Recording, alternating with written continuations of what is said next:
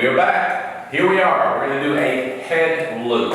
Head loop, all right? So kind of be careful with this one that you don't butt heads on this one. So we're going to go with a right to right hand position, okay? We got to this position from the belt loop. On to that one, go back and look at it. So from here, we're going to do a basic first, okay? And triple, triple, rock, step, triple, triple, rock, step. Very cool. And you're back to the regular position, yes? Let's do it from this angle.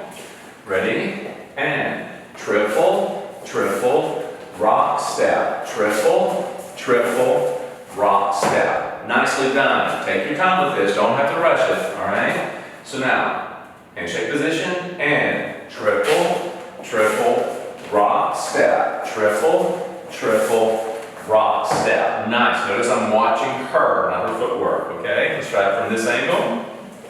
Ready? And triple, triple step, rock, step, triple, triple, rock, step. Nice. Now, you notice I also call it triple or triple step. Both are the same. Okay, just let you know. And you'll learn more about that on the private lesson style videos.